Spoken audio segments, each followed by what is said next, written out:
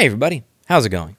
When you bought a television in the past, you were purchasing a window to the world, and it was up to you when you looked out that window what you were going to look at and what you were going to see. If you wanted to watch infomercials on how to burn your abs wearing some silly belt for 2 hours, you could do that.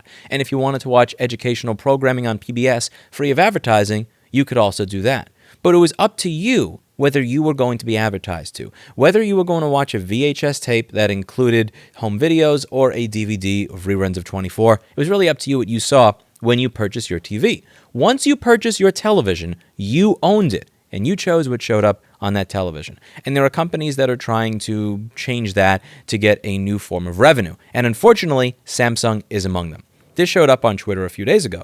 This is a gentleman who purchased a Samsung television. He says, I just bought a new TV. How do I disable the ad banners taking up a ridiculous amount of real estate in the guide? And when you take a look, this really is taking up about 1/3, if not almost 1/2 of the space. So you have new and trending, movies, and all this other stuff. But in order to actually scroll to see that, you get this first, which is, it says over here, ad, and it is Samsung showing you what they want to show you, not what you want to see. And it says, hey, Ross, congratulations on your new TV. You wouldn't be able to disable the ads, we're afraid. Signed, Ha. The ha really rubs salt in the wound, somebody said. And then Samsung said, we sign off our messages with our initials. We can assure you we were not laughing at the situation. BS. I mean, oh my God. Even if that's true, you know that they went running around the office looking for the guy named Ben Shapiro or Brian Sims or something so that they could have him type that response just so that it could be signed BS. And again, bravo to the person at customer service that did that. Now, I do feel bad for people who work in customer service. Like, I don't know, I have somebody who comments on my channel regularly, Hannah Anderson. If you're signing your initials in customer service, that has to suck if your initials are HA or BS. I kind of found this particularly funny. But getting to the serious point of the matter, it really does come down to the question of who owns your television. Now, if you didn't pay full price for it, if you got a coupon for $200 or $500 off and they're advertising to you, fine. But if you paid full price for the TV, if you walked into Best Buy and you put $1,000 down on the counter and got a television, why are they using this as an opportunity to advertise to you? Your television used to not send you ads when you were not specifically choosing to view ads. And now it does, on top of all the ads that you are going to see inside of the programming. Now, it's one thing for the programming itself to come with ads. It's another when your television itself, the hardware in your TV and the software in your TV that you paid full price for is advertising to you as if you didn't pay for it at all. And this is something that I think is bullshit. Now, when we talk about right to repair on this channel, admittedly, this is one small component that is hanging under a larger umbrella. And this is what I'm starting to realize over the 9-year story arc of this channel. Right to repair is something I talk about, but that's really a small subsection under the larger umbrella of right to own. And what I'm realizing is that more and more companies don't want you to own anything. They want you to lease it. They want you to rent it. They want you to subscribe to it. They don't want you to own a home, rent a home. They don't want you to, own software. They want you to have software as a service, hardware as a service. They want you to have a subscription service to use your freaking treadmill in the morning. More and more companies are realizing that the only way to trade at higher Ps, the only way to make more money when people are not constantly buying new stuff is to figure out new ways to harvest your data, new ways to advertise to you, and new ways to get you to pay more and more money for what was the same shit that you used to have. And Framework did an excellent blog post on this. It says, in defense of dumb TVs. This was written almost a year before they started shipping the Framework laptop, which is the laptop I use now. It's a repairable laptop. It's designed to be repaired. They'll make schematics available to repair shops. They make parts available. It's very easy and simple to open. They don't glue everything together. It's a very nice machine. And it says over here that they were looking for a television for their office last year. And they were finding it difficult to find one that did not advertise to you or collect your data. It says, as of Q2 2020, Vizio and Hisense are the only major brands making televisions that ship without advertising enabled in the user interfaces. Sony, Samsung, and LG and others have ads enabled by default, most of which can't be disabled. All of the above brands have built capability to aggregate data on what content is being viewed. And again, not all of them have the option to disable that. Televisions smart enough to help you are also smart enough to harm you. Incredibly, Samsung even recommends that you run virus and malware checking on your television regularly.